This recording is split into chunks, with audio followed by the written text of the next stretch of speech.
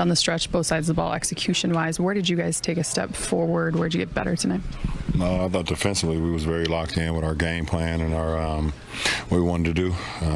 It's a team that won, I think, 13 out of 14.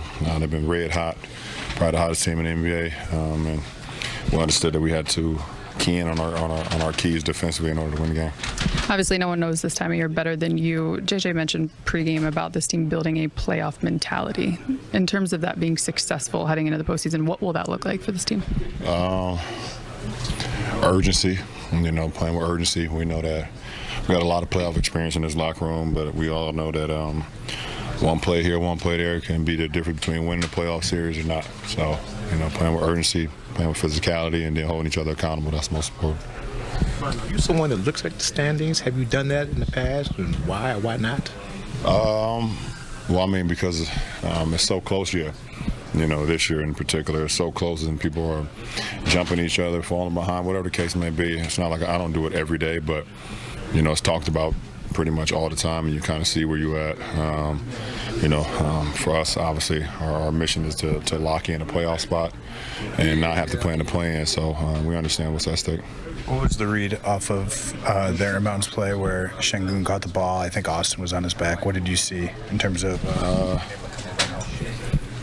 I just read tendencies. I know tendencies a lot of what players like to do, and that was just a read. And AR, did a great job of not just giving them a straight line to the basket. I just tried to cover for my teammate. I think the last time you asked about this, you said you weren't trying to worry or look too far ahead, but 6 games back from the groin injury.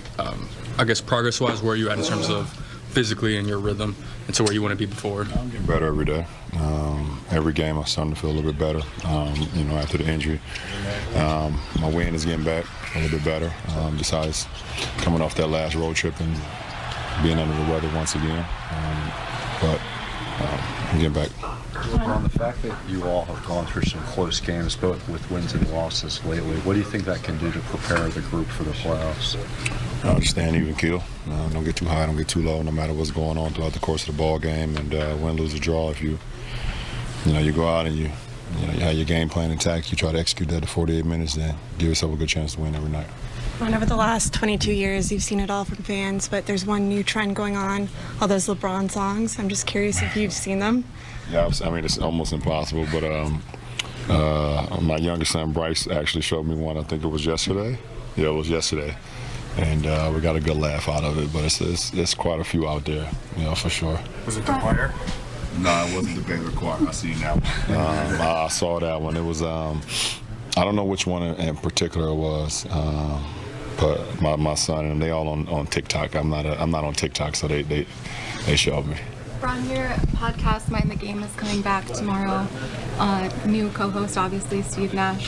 What made you decide it was important to bring it back, and why Steve? Just about the essence of the game. I want to continue to push the narrative of why we all fall in love with the game and the intricate parts of the game, and what made us, believe and fall in love with all the great things that this game has brought to all of us. So, I had a great mind, a partner last year. Partner again as my head coach, and now I got a great partnership across from now, and the great mind of Steve Nash. So it's going to be super exciting. It's going to be pretty much just picking back up where we kind of left off from last year. Just speak about the essence of the game, and why we kind of all fell in love with it from nostalgic era to we loved things that you love to do, what you love about the game, the intricate parts about the game, what makes it so competitive, what makes it so great, what makes every era great in their era to where we are now today. So, and also giving people the insight of, real basketball knowledge, so I think it'd be a breath of fresh air for everybody. Thanks, LJ. Appreciate it. Good. Then Luka with the one extra pass to Gabe, who was hot tonight, 6-13 from behind the arc. New suit? Okay. 20 points and 9 assists for Luka. He's speaking with Mike in the media. Hey, Luka, first of all, it looked like you fell a couple times on that elbow. How's that feeling? Terrible. Terrible. Yeah. be fine in 2 days. Okay. JJ mentioned clearly, Houston was kind of selling out to prevent the lob to Jackson, certain things with you getting downhill, or LeBron and Austin. Did you feel like the patience to get the ball to Dorian, get the ball to Gabe, kind of to your shooters, is that just how you have to play in that situation? Yeah, definitely. Just do what the defense give you. They got to give you something at some point. So once we saw they're doing that, we were just telling those guys to shoot. And just, I know you have the confidence from Dorian, going back for years now. Okay, well, fair enough.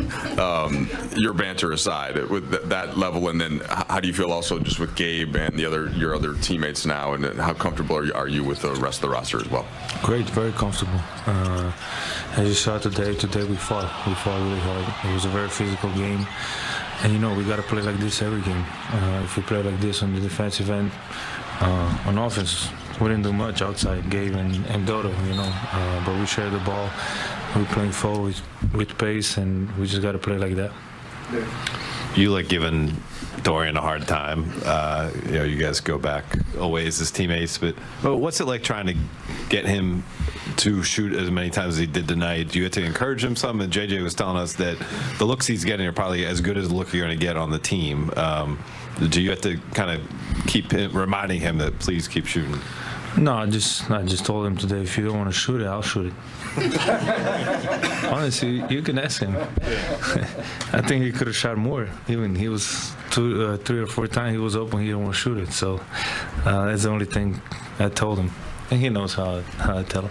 Do you recognize, though, his maybe reluctance to do that, considering there is you and LeBron and Austin, like really talented offensive players, and he plays a team style of brand of basketball, like that you understand why he maybe is not just looking to gun?